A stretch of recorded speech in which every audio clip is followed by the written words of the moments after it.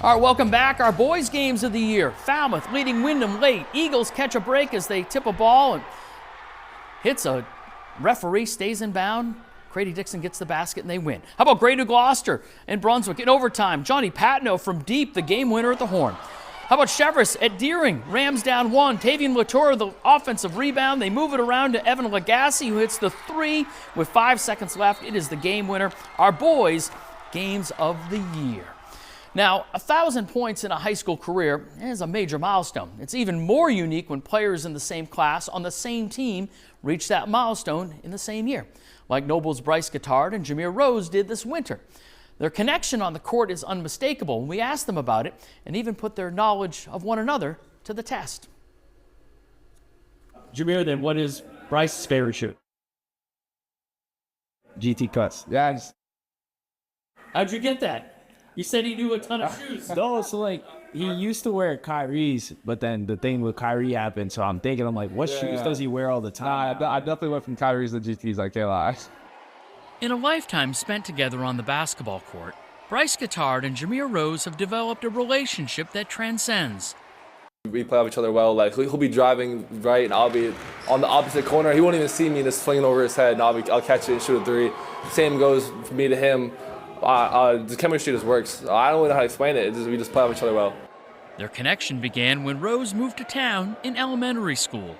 They were selecting players for the travel team. He was a new kid. So I was just out there having fun. Honestly, I'm not even gonna lie. At first, I was jealous of him at first. And then I saw Bryce, and he was the only one that could keep up with me. We just became better and better friends over the time, and honestly, our teammates also were a big part of that too. Earlier this season, Rose and Guittard both went over 1,000 career points, becoming the first to do it at Noble in 4 decades. We asked them a series of questions about one another, and they aced the test, including a final question about Jameer, what is the thing that you share with him that he would say about each other? That we're both determined to win and get this thing done for this community. I think that's literally what I wrote. I think that's literally exactly what I put. Determined to win. We got I literally put that. You both wrote that. Yeah. Determined to win. Both determined to win. That's amazing. Let's go. You guys went 1, 2, 3, 4. You got all 8 things about each other right on the money. A lot of 2K group chats. two guys on the same page for sure. Now, last year's A-South tournament featured second-seeded Falmouth losing in the quarters to Westbrook, and a high-scoring regional title game where Grey New Gloucester topped Noble. What's in store this year? Stopping Kennebunk means trying to shut down Theo Powell, a 20-point-a-game scorer who's unstoppable in transition. Brunswick overcame a 6-game losing streak mid-season to make the tournament. The Dragons' Trevor Garish gives them the ability to play inside out.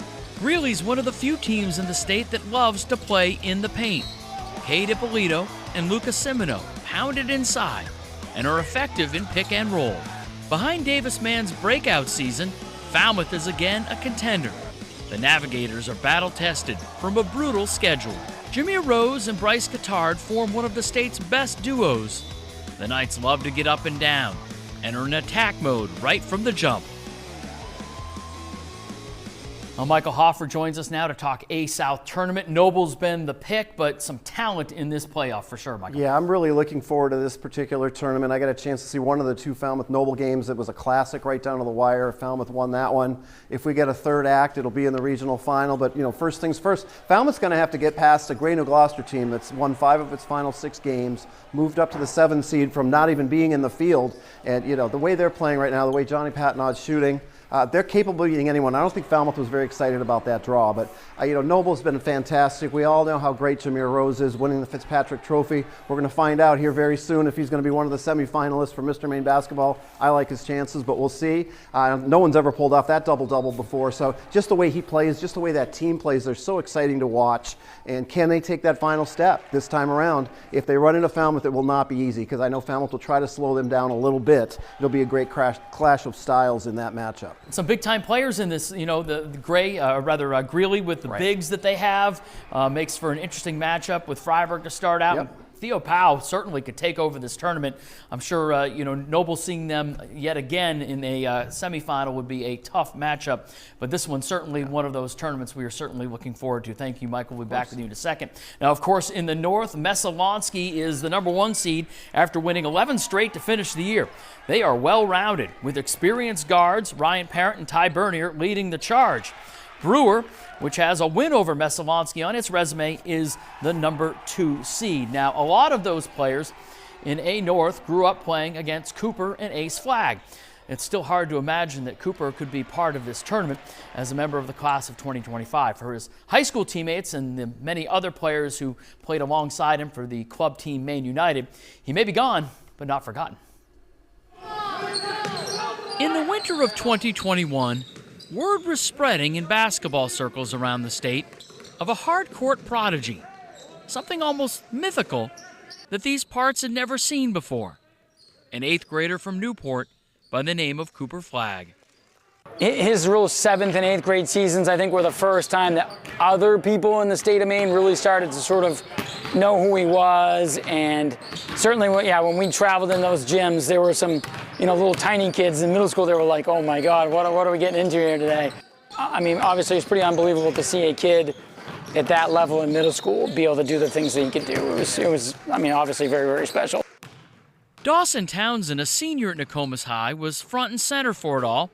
A lifelong friend of the Flagg brothers, he's often asked about those days, but his relationship runs deeper. A lot of people know him as a basketball player, but most people who actually know him from Nokomis just know that he's a great kid. He has a contagious personality, and a lot of people, like him. He was great in school, got good grades, good role model for all the kids. Now Flagg is a role model worldwide. The projected #1 pick in the draft, starring at Duke, when he should be a senior in high school. But just around the same time word was getting out about his friend's ability, Townsend started to realize it too. Cooper was a little different. I always knew that he was better than everyone else, but 8th grade year, he was averaging like 15 points a game in dunks alone. By that point, he was well-traveled in the AAU circuit. And then it wasn't just town teammates, but his club teammates realizing something was going on. Gabe Lash recalls a big tournament in Virginia. They got us up against 2 years older than us. We're 7th grade, probably maybe a 17U team, Boo Williams team, and all these guys are bigger than us. They bring a couple guys down too. They want to beat us because we had a great run, and so Cooper went off that game. They're triple teaming him, but Cooper still did his thing. The club team Maine United reached a new landmark when it went to the championship of the prestigious Peach Jam tournament. A Maine team versus a national all-star team. Cooper was kind of leader of that. If you guys were watching, his stats were kind of crazy. So just him always believing in all of us, saying this is our game, believe. So just going through that whole Peach Jam tournament, knowing going into the game that we're gonna win.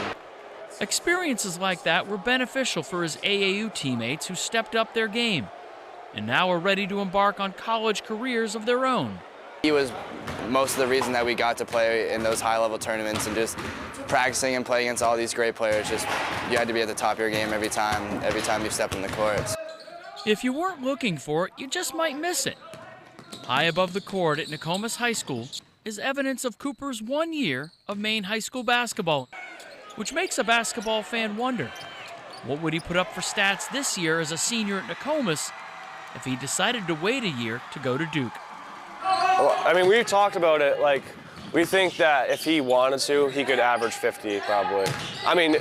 He just scored 42 against Notre Dame, and he's just turned 18. Pretty unbelievable that he could be a senior in high school this year. Pretty remarkable. All right, moving on. Our girls basketball games of the year. How about Biddeford and Thornton just a night ago? Jordan Crump with a late three to tie it in overtime. Trailing Thornton's Sienna Eldred. The putback to help Thornton win in overtime. South Portland fell behind at the half to Cheverus, but then just put up 26 points in the third quarter to rally for the win. What a game.